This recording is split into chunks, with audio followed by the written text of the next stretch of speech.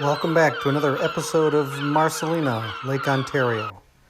Well, last time I was pretty much ready to get out on the water, but I couldn't get my new drive batteries to charge. So I was resigned to doing cosmetic work and some other tasks until the battery manufacturer could diagnose and fix the issue. I refinished the companionway steps,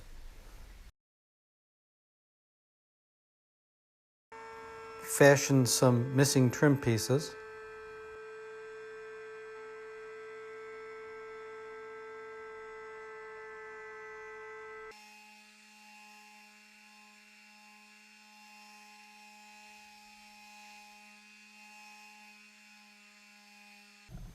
installed a fan to help cool us off this summer,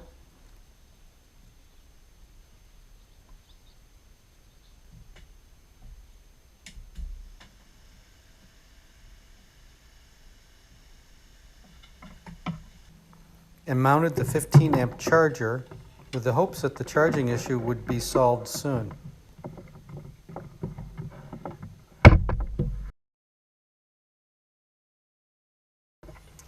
Interestingly, the original chargers had a European-style plug and receptacle, while the new charger had an American type. So I switched the receptacle to the American standard and ditched the European stuff.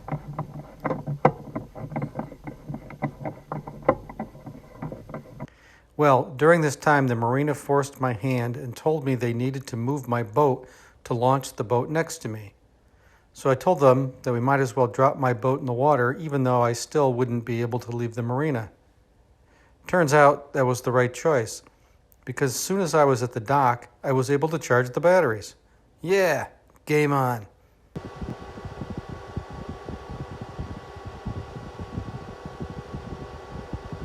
It's kind of funny, with all the brilliant minds working on the problem, it turned out that we solved the problem by accident.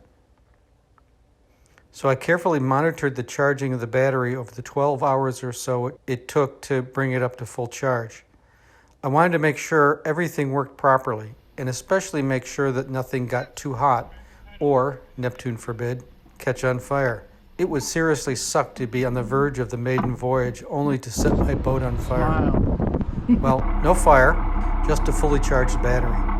The next step was to recruit some help and conduct a test run under power to calibrate the drive motor and propeller. My son, brother-in-law, and the neighbor that did the cabinetry work inside the boat helped throw off the lines, and we headed out into the lake. That's my brother-in-law on the phone, probably making sure his life insurance is up to date. The next test was to run the motor at about 2/3 power for half an hour and make sure nothing gets too hot. Amazingly, during the 2+ hours of testing, nothing, not the motor, not the battery, nor even the wiring, ever exceeded about 10 degrees Fahrenheit above ambient. Just goes to show how efficient the system is. We recorded the speed, amp draw, and motor RPMs at different throttle settings. I had marked off the throttle position at 25% increments ahead of time, so we just needed to record the results.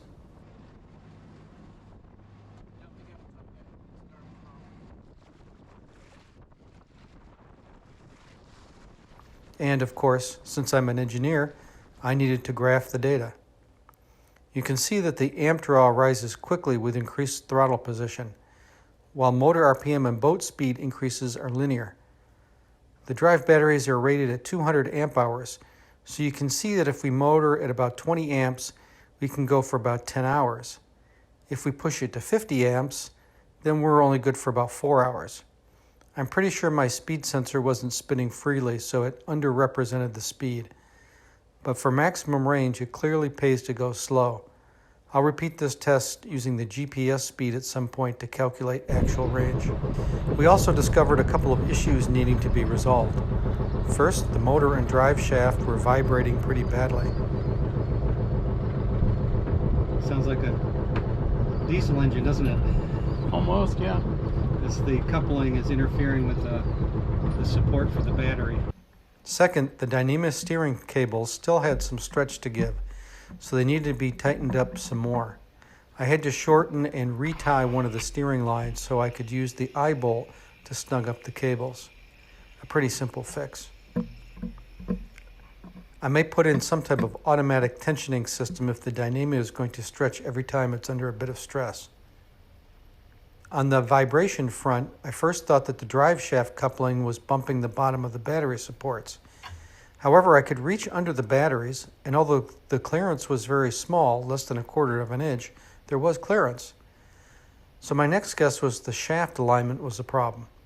I called several places to see if I could get the shaft professionally aligned, but unfortunately nobody could do it for at least 4 weeks.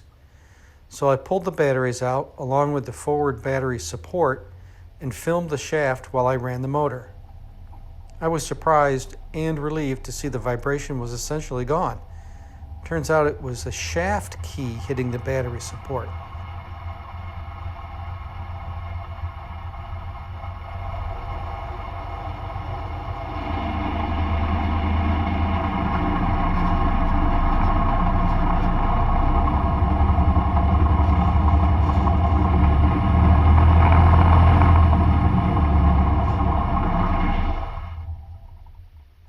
I notched out the support, reinstalled it, and everything was golden.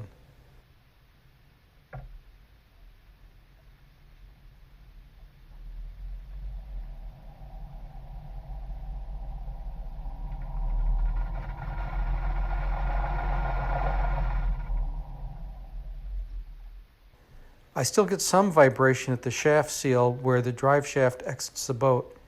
It might be because the shaft is slightly bent, I'm not sure, but it's not too bad and pretty much non-existent under 500 RPM, so I'll live with it for now.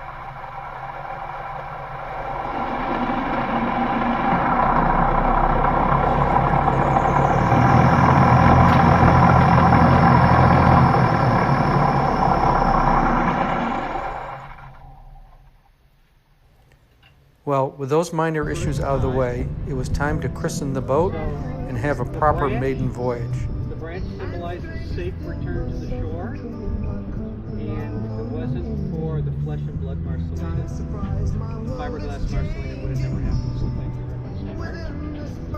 So, what you say is, I christen thee Marcelina, and then you pop the cork. Make sure there's plenty of spray over the boat. Shake it with your thumb. Let it fly. There we go.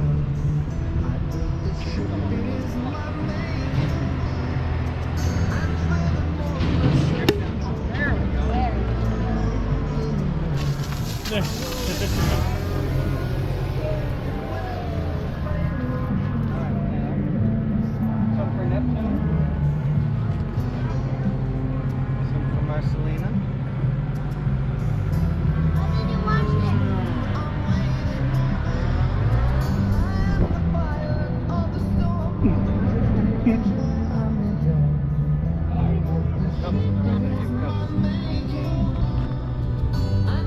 It actually tastes good. Very good.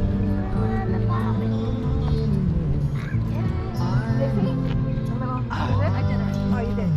Let's go. And we're off. By the way, if you didn't catch what I said about the branch tied to the inner forestay, it's supposed to symbolize safe return to shore. And you couldn't have a true maiden voyage of a sailboat without raising the sails. Well, we raised the mainsail anyway. The large sail at the bow, the Genoa, isn't installed yet because there's a problem with the track that the sail slides into. I have someone helping me in a week or two, so we should be able to be under full sail soon. I could have flown the sail at the back of the boat, the mizzen, but without the Genoa, the boat would have been out of balance and would have been difficult to steer. So just the single mainsail for the time being.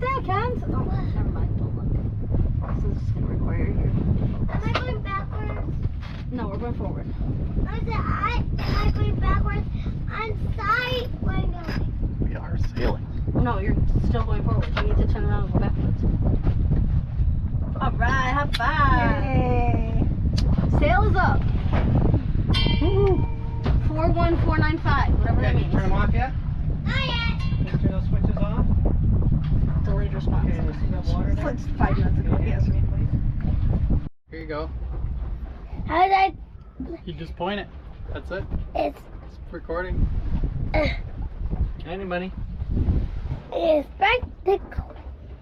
Good. I'm gonna go in here. Okay? I'm gonna go take a video. It's been more than a few times over the last 6 years that I've looked out this window, imagining the water flowing past. And now it's happening. In the next video, we'll get all the sails flying and start putting some miles under the keel. Maybe we'll even attempt launching the drone from the ship. We'll see. Thanks for watching. We'll see you soon.